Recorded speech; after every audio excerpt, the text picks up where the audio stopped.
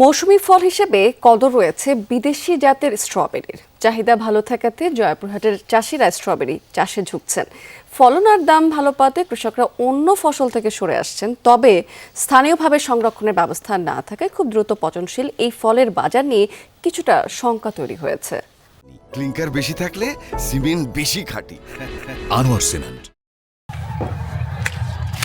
ভোরের আলো ফুটতেই সড়কের দুই পাশে সারি সারি স্ট্রবেরির বাগানে শুরু হয় কর্মযজ্ঞ।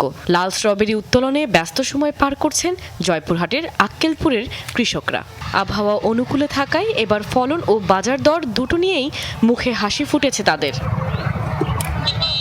অন্যান্য ফসলের তুলনায় স্ট্রবেরি চাষ লাভজনক হয়ে উঠেছে। বিঘা প্রতি 1.5 থেকে 2 লাখ টাকা খরচেই কৃষক আয় করছেন 3 থেকে 4 লাখ টাকা। অর্থাৎ স্বল্প সময়েই খরচের প্রায় দ্বিগুণ লাভ ঘরে তুলছেন কৃষক।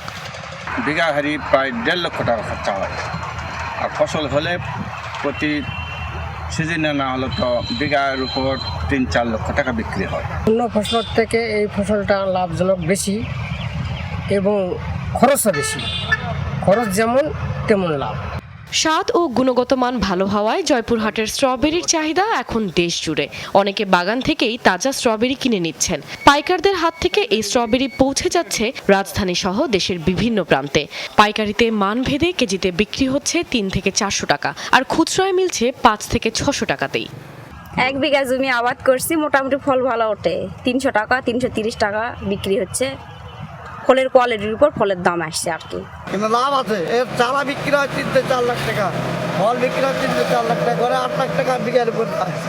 এই সাফল্যের মাঝেও কিছুটা দুশ্চিন্তা রয়েছে কৃষকদের মনে। স্থানীয় পর্যায়ে সংরক্ষণের ব্যবস্থা না থাকায় দ্রুত পচনশীল এই ফল নিয়ে তাদের পাইকারদের উপর নির্ভর করতে হচ্ছে। কৃষি বিভাগ বলছে, লাভজনক এই ফল চাষে কৃষকের পাশে আছেন তারা। আমাদের আরডিআইডিবির একটা প্রকল্প ছিল, এখান থেকে আমাদের মিনি কোল্ড স্টোর আছে। এই কোল্ড স্টোরগুলোতে তারা যদি চায় আমাদের এগুলো 7 থেকে 10 দিন পর্যন্ত বা 15 দিন পর্যন্ত তারা এটা এখানে সংরক্ষণ করতে পারবে। জেলায় এবছর 12 হেক্টর জমিতে স্ট্রবেরি চাষ হয়েছে। কাশফিয়া রুহি, যমুনা নিউজ।